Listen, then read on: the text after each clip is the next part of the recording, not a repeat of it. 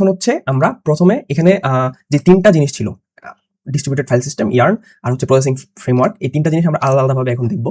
তার মধ্যে প্রথমে হচ্ছে তাহলে কি এইচডিএফএস বা হাডোপ ডিস্ট্রিবিউটেড ফাইল সিস্টেম। আচ্ছা, এটা জানার আগে আমরা জাস্ট একটু মনে করি যে নর্মাল ফাইল সিস্টেম আসলে কি। আমরা যে কোনো একটা জিনিস ডিভাইস ইউজ করে, আমাদের ফোন হইতে পারে, আমাদের মানে কম্পিউটার হইতে পারে, ওইখানে অপারেটিং সিস্টেমে হচ্ছে একটা ফাইল সিস্টেম দেওয়া থাকে। ওর কাজ হচ্ছে মেইনলি মানে কয়েকটা কাজ করে। তার মধ্যে হচ্ছে ও ফাইল স্টোর করে, হ্যাঁ, মানে ফাইল কোথাও স্টোর করে রাখে, তারপরে আবার হচ্ছে ওই ফাইল মানে ওখানে রাইট করে আর কি। তারপরে আবার ওইখান থেকে যদি কেউ রিড করতে চায়, আপনি যদি ফাইল মানে ভিউ করতে চান সেটা করতে পারবেন। ফাইল কপি করে, ফাইল হচ্ছে মুভ করে, হ্যাঁ, তারপরে ফাইল ডিলিট করে। এই কাজগুলো হচ্ছে একটা ফাইল সিস্টেমের কাজ। যেমন এই যে উইন্ডোজে থাকে না একটা ফাইল ম্যানেজার, ওইখানে ক্লিক করলে আপনি ড্রাইভগুলো দেখতে পারেন, প্রথমে C drive, E drive, F drive, এগুলো। তারপরে ওই ড্রাইভের মধ্যে হচ্ছে আপনি আবার মাল্টিপল ফোল্ডার থাকে, হ্যাঁ, আপনার যেরকম যে একটা ফোল্ডার আপনি ইমেজ রাখলেন, একটাতে ভিডিও রাখলেন, এরকম। তারপরে ওইটার ভিতরে আবার এরকম ফাইলগুলো থাকে, ইমেজগুলো থাকে, ভিডিওগুলো থাকে। তো এই যে জিনিসগুলো, এদের লোকেশনগুলো ম্যানেজ করা, হ্যাঁ, আপনি যখন কোনো কিছুকে রাইট করেন, আপনি হচ্ছে ধরেন নতুন একটা ইমেজ ডাউনলোড করলেন, তো রাইট হইলো ওই জিনিসটা, তারপরে আপনি আবার যখন ওটাকে ভিউ করলেন, আপনি ওটাকে রিড করে আপনি আরেকটা সফটওয়্যার দিয়ে, একটা ভিউয়ার দিয়ে আপনি ওই জিনিসটা দেখতেছেন, হ্যাঁ, আপনি একটা টেক্সট এডিটর দিয়ে দেখতেছেন। এই যে জিনিসগুলো, তারপর হচ্ছে আবার আপনি যদি ওটাকে ডিলিট করতে চান, এই পুরো জিনিসগুলো আর কি ম্যানেজ করে একটা ফাইল সিস্টেম। হ্যাঁ, তো আমাদের হার্ডওয়ে হচ্ছে এরকম একটা ফাইল সিস্টেম লাগবে, যেহেতু আমরা এখানে জিনিসপত্র স্টোর করবো, জিনিসপত্র রিড রাইট করবো, তো হার্ডওয়ে একটা ফাইল সিস্টেম লাগবে। এখন ডিফারেন্সটা কি নর্মাল ফাইল সিস্টেম থেকে? ডিফারেন্সটা হচ্ছে মেইনলি আমাদের এখানে একটা ডিস্ট্রিবিউটেড সিস্টেমের জন্য আমরা ফাইল সিস্টেম বানাইতেছি। আমাদের ওই ফাইল সিস্টেমগুলো ছিল যেগুলো যেমন উইন্ডোজের বা লিনাক্সের বা আপনার অ্যান্ড্রয়েড ফোনের, ওটা হচ্ছে জাস্ট আপনার ওই ডিভাইসের জন্যই, মানে আপনার ওই ডিভাইসের মধ্যে জিনিসপত্র রাখতেছেন, রিডাইট করতেছেন। বাট এখন হচ্ছে আপনি মাল্টিপল মেশিনকে কম্বাইন করা একটা সিস্টেম বানাইতেছেন, এবং আপনি ইউজাররা এরকম একটা মানে ভিউ দিবেন যে সে আসলে একটা সিস্টেম ইউজ করতেছে। তো এটার জন্য আর কি আমাদের ডিস্ট্রিবিউটেড ফাইল সিস্টেমটা দরকার। তো হাডোপ যেটা করে আর কি, ওর কাছে ধরেন আপনি একটা লার্জ একটা ফাইল আসছে 1 জিবির, এরকম বা আরো বেশি হইতে পারে। তো হচ্ছে এগুলোকে ডিফারেন্ট মানে ব্লকে ভাগ করে, ব্লকের সাইজটাও ডিটারমাইন করা থাকে। আপনি হচ্ছে যখন হাডোপ কনফিগারেশন করবেন, ওখানে একটা কনফিগারেশন ফাইল থাকে, ওটা এক্সএমএল ফরম্যাটের আর কি। ওইখানে আর কি আপনি আপনার যে ব্লক বানাইতে চাইতেছেন, ওই ব্লকের সাইজ কত এটা হচ্ছে আপনি বলে দিতে পারবেন। এখন এটা বাই ডিফল্ট হচ্ছে 128 এমবি থাকে। তো আপনি চাইলে আরো বেশিও দিতে পারেন, আপনি চাইলে একটু কম দিতে পারেন, বাট মিনিমামের একটা লিমিট আছে। ওই লিমিটটাও অনেক বেশি আর কি নর্মাল ফাইল সিস্টেমের তুলনায়। যেমন আমি যদি বলি, আপনার লিনাক্সের ফাইল সিস্টেমে 4 কেবি হচ্ছে একটা ব্লক সাইজ, মানে লিনাক্সে হচ্ছে এরকম ফাইলগুলোকে ব্লক ওয়াইজ সেভ করে। তো ওটা হচ্ছে মাত্র 4 কেবি, বাট এখানে হচ্ছে 128 এমবি। হ্যাঁ, তো এটা কেন? কারণ এগেইন আমরা কিন্তু বিগ ডাটা নিয়ে কাজ করছি, আমাদের মাথা ব্যথা কিন্তু বিগ ডাটা নিয়ে। সো এখানে যেই ইগুলো আসে আর কি, আপনি যে ফাইলগুলো স্টোর করবেন, ওগুলা এমনিতে হচ্ছে অনেক বড় থাকে। তো এখানে এরকম ছোট ছোট চাঙ্কে হচ্ছে ওগুলোকে সেভ করা, রিড করা, মানে অতটা হচ্ছে হয় না, ইফিসিয়েন্ট হয় না। আপনি যদি বড় ব্লকে রাখেন তাহলে হচ্ছে মানে বেশি ইফিসিয়েন্ট হয়, এই জন্যই বড় ব্লক। এটার একটা সমস্যাও কিন্তু আছে। এখন এটা বানানো হয়েছে লার্জ ফাইলের জন্য, কিন্তু আপনি হাডুপটা যদি এরকম কোন একটা সিস্টেম ইউজ করেন যেখানে ধরেন 100 কেবি, হ্যাঁ, তারপরে 4 কেবি, 5 কেবি, এরকম ছোট ছোট অনেক ফাইল নিয়ে কাজ করতে হইতেছে, আপনার এরকম ছোট ছোট মানে থাউজেন্ডস, তারপরে লাখ লাখ ফাইল নিয়ে কাজ করতে হইতেছে, তাহলে হাডুপ কিন্তু বেস্ট না ওটার জন্য। কারণ তখন একটা সমস্যা হবে। কি সমস্যা হবে আমি একটু বলি। সেটা হচ্ছে যে একটা ব্লকে যখন আপনি ফাইল স্টোর করবেন, একটা ব্লকে সে শুধু একটা ফাইলই রাখতে পারবে। ফর এক্সাম্পল ধরেন এরকম হলো, আপনার কাছে টেক্সট a.txt এরকম একটা মানে ফাইল আছে, সেটা হচ্ছে মাত্র ধরেন 4 কেবি। নরমালি টেক্সট ফাইলগুলো তো খুব বেশি বড় হয় না। সো আরেকটা আছে ধরেন টেক্সট বি। তো এখন এই টেক্সট এটা আপনি হচ্ছে হাডোপে রাখলেন, তো ও একটা ব্লককে অকুপাই করে ফেলবে। ও ওই ব্লকের মধ্যে হচ্ছে অন্য আরেকটা ফাইল হচ্ছে আপনি রাখতে পারবেন। আপনার টেক্সট বি যদি আপনি স্টোর করতে চান, যদিও এখন 128 এমবির প্রায় পুরোটাই পড়ে আছে খালি, বাট আপনি টেক্সট বি ওইখানে রাখতে পারবেন না, ওর জন্য আরেকটা সেপারেট ব্লক লাগবে। সো এটাই হচ্ছে সমস্যা। স্টোর করার ক্ষেত্রে, প্রসেস করার ক্ষেত্রেও আরো ডিফারেন্ট সমস্যা চলে আসে যদি আপনি অনেক ছোট ছোট মাল্টিপল ফাইল হচ্ছে হাডোপে রাখতে চান, বা ছোট ছোট মাল্টিপল ফাইল দিয়ে হচ্ছে হাডোপে কাজ করতে চান। তো এটা হচ্ছে ব্লকের আইডিয়াটা। তো এটা যেটা করে যে এগেইন বড় একটা ফাইল আসলে ওটাকে এরকম 128 এমবি 28 এমবি করে চাঙ্কে ভাগ করে, ধরেন এটা একটা জিবির ফাইল, তো 128 এমবি 28 এমবি করে ভাগ করে ওগুলাকে হচ্ছে ডাটা নোডে স্টোর করে আর কি। এখানে এগুলোই দেখা আছে যে স্প্লিট করে, তারপরে ওই কপিসগুলা। আচ্ছা, ব্লক হচ্ছে যে একটা সিঙ্গেল ব্লক হচ্ছে মাল্টিপল ডাটা নোডে রাখা হয় বিকজ অফ ওই যে রেপ্লিকেশন আর কি। মানে আপনার যদি একটা ডাটা নোড ফেলও করে, তারপরও যদি যেহেতু আপনি মানে তারপরও যেন আপনি ওই ব্লকটাকে অ্যাক্সেস করতে পারেন আর কি। তো আমরা দেখবো আর কি এটা সামনে।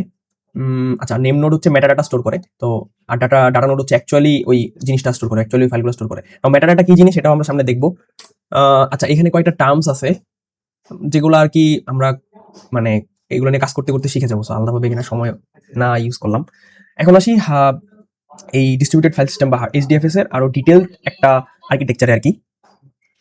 তো এইচডিএফএস এ কি থাকে? প্রথমত নেম নোড আর অনেকগুলো হচ্ছে ডাটা নোড, তাই তো? এখন আমরা একটা মানে প্রসেস দিয়ে আর কি জিনিসটা বোঝা ট্রাই করি। ধরেন আপনি একটা ক্লায়েন্ট, আপনি এই সিস্টেমটাকে ইউজ করতে আসছেন। তো আপনি হচ্ছে প্রথমে ধরেন কোনো কিছু রাইট করতে চান, হ্যাঁ, আপনার কাছে একটা 10 জিবির একটা ভিডিও, সেটা হচ্ছে মনে করেন আপনি ইউটিউবে আপলোড করতে চাইতেছেন।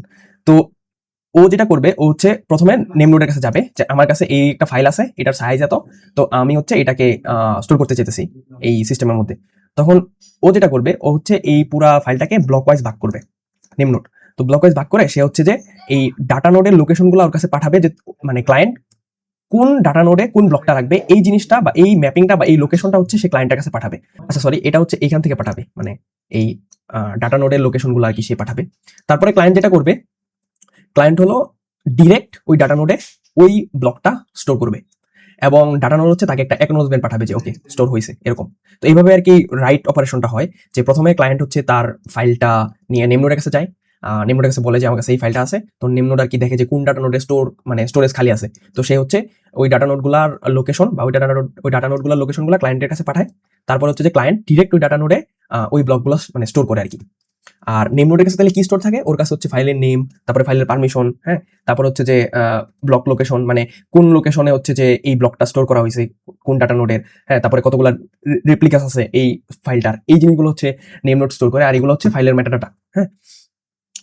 আর যখন রিড করে তখন কি হয়, তখন সেম ও হচ্ছে বলে যে আচ্ছা আমি ফাইলটা রিড করতে চাই, তখন হচ্ছে ওই নেম নোড কি করে আবার ওই ডাটা নোডগুলার লোকেশন ক্লায়েন্টের কাছে পাঠায়, একদম মানে ব্লক ওয়াইজ লোকেশন পাঠায় যে এই ব্লকটা এই লোকেশনে আছে। তখন ক্লায়েন্ট হচ্ছে ওই স্পেসিফিক ডাটা নোড থেকে এই ব্লকগুলো রিড করে মার্চ করে তারপরে আর কি ইউজারের কাছে একটা মানে ডাটাটা পাঠায় আর কি, যে ভিডিওটা বা ছবিটা এরকম। আচ্ছা এখন যদি একটা ডাটা নোড ফেল করে কোনো সমস্যা নাই, আমাদের বাকি ডাটা নোডগুলো মানে রানিং আছে, এবং বাকি ডাটা নোডগুলোর মধ্যে হচ্ছে রেপ্লিকা স্টোর আছে, সো ক্লায়েন্ট হচ্ছে সেই রেপ্লিকাতে থেকে হচ্ছে পড়তে পারবে, কোনো সমস্যা হবে না। আর নাম্বার অফ রেপ্লিকাস কয়টা হবে এটাও আপনি কনফিগারেশন ফাইলের মধ্যে লিখে দিতে পারবেন আপনি যখন কনফিগারেশন করবেন হাডুপ তখন। আর আপনি যদি না লিখে দেন তাহলে মনে হয় বাই ডিফল্ট এটা 3টা রেপ্লিকা, মানে এক একটা ফাইলের 3টা রেপ্লিকা স্টোর হয়। আচ্ছা এখন একটা জিনিস চিন্তা করেন, যদি নেম নোড ফল করে কোনো কারণে, নেম নোড যদি ক্র্যাশ করে তাহলে কি হবে? এখন নেম নোডের তো কোনো রেপ্লিকা থাকে না নরমালি, তো এই জন্য আরেকটা সেকেন্ডারি নেম নোড থাকে ওর কাছে, হচ্ছে মানে এফএস ইমেজ থাকে। এফএস ইমেজ কি, এটা হচ্ছে জাস্ট একটা চেক পয়েন্টের মতো, জাস্ট একটা স্ন্যাপশট, একটা মোমেন্টে মানে একটা মোমেন্ট পর পর হচ্ছে যে একটা স্ন্যাপশট নেয় যে কারেন্টলি ওই নেম নোড কি কি অপারেশন করছে এরকম। আর এডিট হচ্ছে, এডিট লগ হচ্ছে মানে এডিট একটা লগ থাকে, এডিট লগ হচ্ছে যে মানে লাস্ট এফএস ইমেজের পরে এখানে এই যে দেখেন এফএস ইমেজ হচ্ছে একটা checkpoint of the file system, মানে ওই মেটাডাটার একটা চেক পয়েন্ট, আর এডিট হচ্ছে একটা এডিট লগ, লগ বলতে তো মানে বোঝারই কথা। তো ওই লকটা কি, এটা হচ্ছে লাস্ট চেক পয়েন্টের পরে থেকে কি কি অপারেশন করছে নিম্নটে, মানে কি কি মেটাডাটার উপরে কি কি চেঞ্জেস আনছে, কোনো পারমিশন চেঞ্জ হয়েছে কিনা, বা কোনো সাইজ চেঞ্জ হয়েছে কিনা, বা কোনো কিছু মুভ হয়েছে কিনা, কপি হয়েছে কিনা, নতুন কিছু আসছে কিনা, এই জিনিসগুলো হচ্ছে এডিটে থাকে। তো যদি কোনো কারণে নেম নোড ফল করে, মানে নেম নোড কোনো কারণে যদি ক্র্যাশ করে, তাহলে যেটা হয় এই এফএস ইমেজ হচ্ছে এফএস ইমেজ থেকে হচ্ছে যে এই মানে নেম নোডটাকে আবার রিকভার করা যায় আর কি, মানে আবার হচ্ছে আগের স্টেটে নিয়ে আসা যায়, এবং এটা হচ্ছে মানে কিছু কিছু সিস্টেমে ম্যানুয়ালি করা লাগে, মানে আগের সিস্টেমগুলোতে ম্যানুয়ালি করা লাগতো, এবং এটা ভালোই টাইম কনজিউমিং। আর আচ্ছা তো এফএস ইমেজে যখন হচ্ছে মানে একটা সার্টেন টাইম পর পর কি হয়, এই এডিট লগে যা আছে ওগুলো আবার এফএস ইমেজের সাথে অ্যাড করা হয়, মানে নতুন এই কাজগুলো করা হয়েছে চেক পয়েন্টে, তো ওইটাকে আবার as a checkpoint secondary name নোডে স্টোর করে রাখা হয়। আর রিকভার করার সময় জাস্ট এই এফএস ইমেজ দেখে দেখা ওই স্টেটটা রিকভার করা হয় আর কি, মেটাডাটা নেম নোডে আর কি।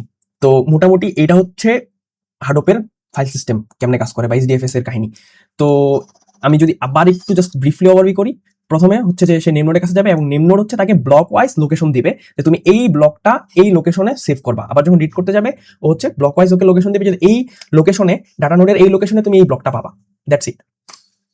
আচ্ছা এখানে এই রিড রাইট ফের ফ্লো গুলাই লেখা আছে, যে ক্লায়েন্ট প্রথমে বলবে যে ওকে নেম নোডের কাছে আস্ক করবে যে আমি কোথায় রাইট করবো, নেম নোড বলবে যে আচ্ছা তুমি টার্গেট ডাটা নোড পাঠাবে আর কি, যে তুমি এই ব্লকটা এই ডাটা নোডের এই লোকেশনে সেভ করবা। তো ক্লায়েন্ট হচ্ছে যে ওই ব্লক মানে ওই ব্লকের পাইপলাইনে আর কি ডাটাগুলো এভাবে সেন্ড করে, আর ডাটা নোডগুলো স্টোর করা একটা অ্যাকনোলেজমেন্ট পাঠায় দেয় কি আইসিকে এটা। তো এটাই আর কি, যে name node itself data store করে না, ও জাস্ট ইগুলো স্টোর করে, মেটাডাটাগুলো স্টোর করে, যেন হচ্ছে পরবর্তীতে রিড করতে আসতে পারে, বা কেউ যদি প্রসেসিং করতে আসে তাহলে হচ্ছে তাকে রিডাইরেক্ট করে দিতে পারে যে তুমি ওকে এই ডাটা নোডের এখানে যাও।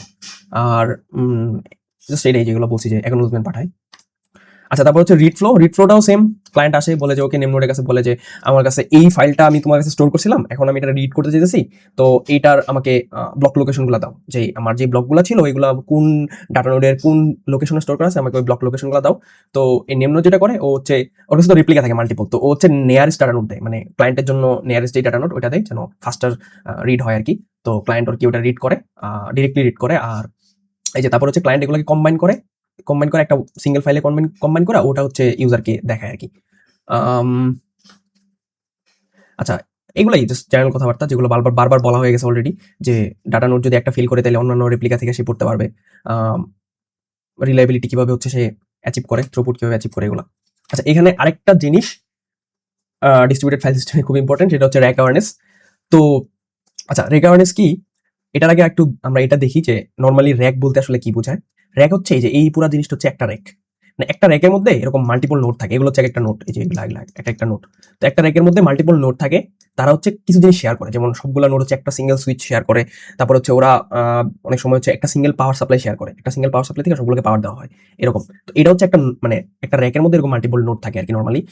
তো এখন যদি এরকম হয় যে আমার কাছে একটা ডাটা আছে, ধরলাম একটা ফাইল আছে এফ নামে, ওই ফাইলের 3টা রেপ্লিকা আমি স্টোর করতেছি এটার মধ্যে, মানে এই ডাটা নোডে ফার্স্ট রেপ্লিকা, এটাতে সেকেন্ড রেপ্লিকা, এটাতে থার্ড রেপ্লিকা, 3টা এখানে স্টোর করছি একটা একটা সিঙ্গেল র্যাকের। এটা একটা র্যাক 1, এটা একটা র্যাক, সিঙ্গেল র্যাকের 3টা নোডের মধ্যে আমি হচ্ছে এটার মানে আমার ফাইলের 3টা রেপ্লিকা স্টোর করছি, মানে রেপ্লিকেশন হয়েছে ডাটা নোডে 3টা আলাদা ডাটা নোডে স্টোর করছি, কোনো প্যারা নাই। তো প্যারাটা হইলো যদি কোনো কারণে র্যাক ইটসেলফ ক্র্যাশ করে, মানে ধরেন র্যাকের পাওয়ার সাপ্লাই নষ্ট হয়ে গেছে, ওই তাহলে কি ওই র্যাকের কোনো রেপ্লিকাই আর মানে কোন কাজে আসবে না, ওই র্যাকের কোনো ডাটা নোডই আর চলতেছে না। তো ওই ক্ষেত্রে তাইলে সমস্যা হবে কি, যে যদিও আমি রেপ্লিকেশন করছিলাম আমার অ্যাভেলেবিলিটি বেশি থাকার কারণে, বাট ফেলিওর পুরো র্যাকই ফেল করছে, যে কারণে আমি আলটিমেটলি রিড করতে পারতেছি না আমার যখন প্রয়োজন। এই জন্য হার্ডওয়্যার হচ্ছে র্যাক অ্যাওয়ার রেপ্লিকেশন করে আর কি। র্যাক অ্যাওয়ার রেপ্লিকেশন মানে হলো ও যেটা করে যে মানে ওর কিছু রেপ্লিকা হচ্ছে অন্যান্য র্যাকে রাখে, এরকম হবে না কখনোই যে একটা ফাইলে সবগুলো রেপ্লিকা সেম র্যাকের নোটগুলোর মধ্যে আছে। ও যেটা করে ধরেন ফার্স্ট রেপ্লিকা এখানে রাখলো, তারপরে সেকেন্ড রেপ্লিকা হচ্ছে র্যাক 2 তে রাখলো, আরেকটা রেপ্লিকা হয়তো র্যাক 3 তে রাখলো, এরকম ভাবে আর কি রেপ্লিকেশনটা করে আর কি। তো এই ছিল মোটামুটি হাডোপের ফাইল সিস্টেম। তারপরে আর বাকি যে 2টা জিনিস আছে আমরা হচ্ছে ওই 2টা জিনিস হচ্ছে দেখবো, একটা হচ্ছে রিসোর্স ম্যানেজার, আরেকটা হচ্ছে প্রসেসিং ফ্রেমওয়ার্ক।